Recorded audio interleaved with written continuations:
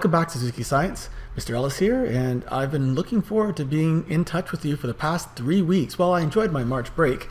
Then the world changed, and it looks like you are not coming back to Suzuki. I'm not going back to Suzuki, but the learning is still going to happen. This first week, we're going to take it a little easy, and I know that many of you have been, at least in the first week of March break, you are doing things that you have not been doing for probably a long time, especially in these past 3 weeks, the amount of time you spent with family. So I just want to maybe share a little bit with what I've been doing with my family. I have a family of 4. I have my oldest, Jace, who's in university, first year at University of Waterloo. I have my youngest, Darian, who's 15 in grade 11. I have my wife, Christine, who's also a teacher in a school here in Hamilton. And of course, you know who I am. I want to start off my show with a share of some of the things I've been doing for the past 3 weeks, and then I'm going to ask you to share back. Not nearly as much detail. I've been doing quite a bit, but let me share a few things here. So we've been doing a lot of nature walks, and I found this in Inukshuk. I'm not sure if you're familiar with it. You've probably seen a variety of these because it's part of the indigenous symbols that we see across Toronto, across the province, across the nation. And what it does is it really symbolizes safety, hope, and friendship. So as we enter into these uncertain, unprecedented times, I'd like you to think about the safety of your home and the safety of social distancing, as well as hope, right? We hope to be back together soon. We know it's not going to be for a long time, but sooner than later. So as I said, we did a lot of nature walks. We found some places at this time of year. We live kind of in a wetland area. I don't know if you know Hamilton at all, but there's these things called Webster's Falls, Tews Falls. Hamilton's the city of 100 waterfalls or something like that. There's lots of water. And so we were checking out this body of water by a dam, and the mud was probably ankle deep at the minimum. So it was really challenging to walk around. As you are learning or living in your new reality here, we are all looking for places to work. And I know I've been talking to quite a few alumni, as a matter of fact. I know this one person had sent me a picture of her new workspace that happens to be in her parents' closet. I guess it's a pretty big closet, but that was a space that was quiet enough for her to work in. So in our home, we have 4 people. All of us are doing work. This is Darian's current room. This is not his sleeping room. It's an extra bedroom we have in our house. There's Leo. He's a leopard gecko in that cage over there. And this is his workspace. So he's doing some math.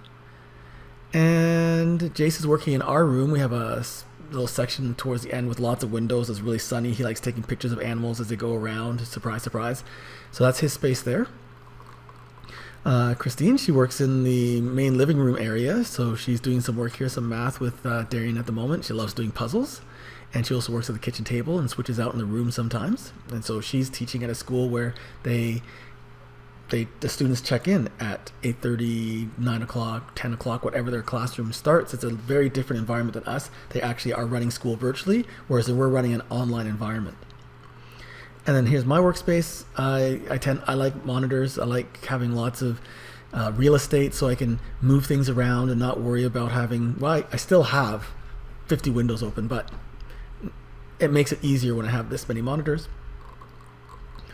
It snowed here. I was talking to my colleagues and friends in Brampton, and they didn't get quite the same snow. This was a week ago, and so I was able to do my initials. We made a snowman. It didn't last very long. That was like 2 days later. We're fortunate in the area that we live in. They've been very clear, the government, about staying home as much as possible, getting outside for exercise if need be, and shopping and hospital and whatnot. We live in an area where there are not a lot of homes, so we're able to.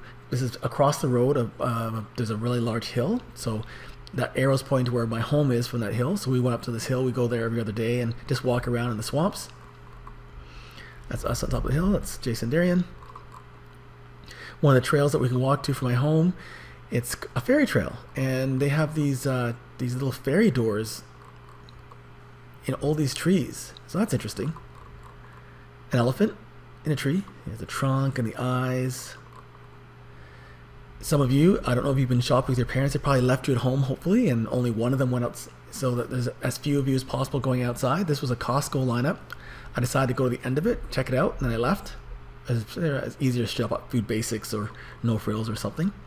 Here's an aerial view of kind of where my home is and us walking up that big giant hill and then into the swamps in the back there. So lots of green space where I live. Makes it easy to get some fresh air.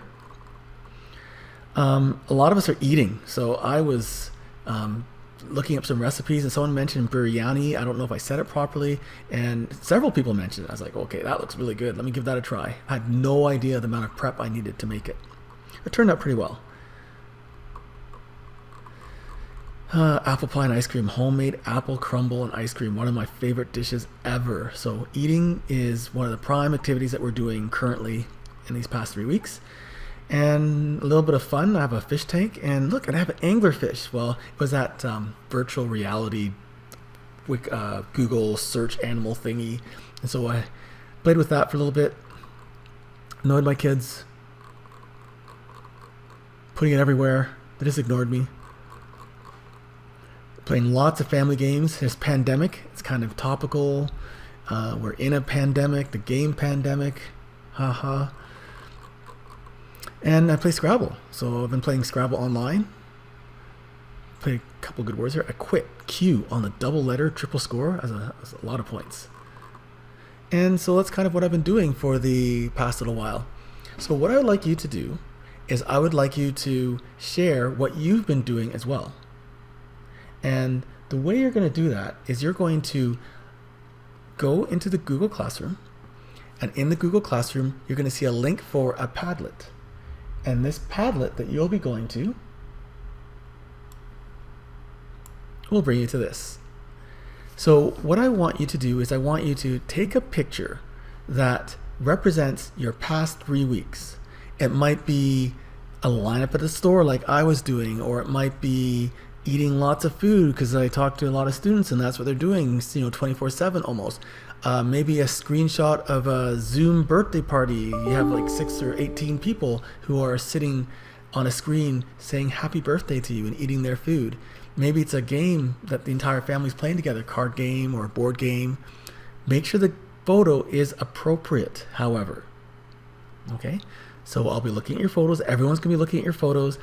Post them up, and then I want you to comment in a positive way. We're building community here, and I want you to comment on at least 2 people. Feel free to comment on everybody if you'd like to, but at least 2 people in the class, and we're going to take some time to build some community. I know that many of you have been to each other's homes, but after this, you'll probably know each other just a little bit more. Once you finish doing this little welcome back, get to know you, what we've been doing for the past 3 weeks, then we're going to look at some of our first activities. All right, as you might recall, before we left, the last thing we worked on was the evidence for evolution activity. You were given 2 full class periods to work on this. You were supposed to hand in on the end of Friday, at Friday 13th, but it was beginning of March break, and some of you you worked really well, and some of you had expressed that you wanted more time to work on it. So I said I was perfectly fine with you handing it in on Friday evening. Saturday, Monday, I actually didn't really care at that point when you handed it in because I wasn't marking it anytime soon. The evidence for evolution activity should be complete. It is a part of the grade that is calculated before the March break. However, if you did not complete your evidence for evolution activity, that is okay. I will still accept it up until this Thursday. So if you do want to go back in and add a couple things that you were unable to complete, then please do so and then just resubmit. The other thing that was due was the case study. So I assigned a case study, and the case study was on either viruses, bacteria, or cholera, or West Nile, or I added another option that was around the coronavirus. And you could complete any of those case studies. Depending on which one you completed, you get a maximum level of a level 3 or a level 4 or a high level 4.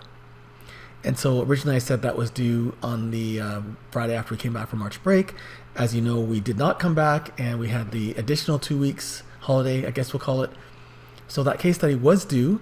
If you did not submit it, then please also make sure that's submitted by Thursday. That is due. It's previous work. It is a part of the mark before the March break. So this week, those are the 2 things that are outstanding. So your legacy work, you're welcome back to the class. Share some information from the Padlet, please. Right, share some information from the Padlet, and then we'll all make comments. And then any outstanding work, make sure you get that in.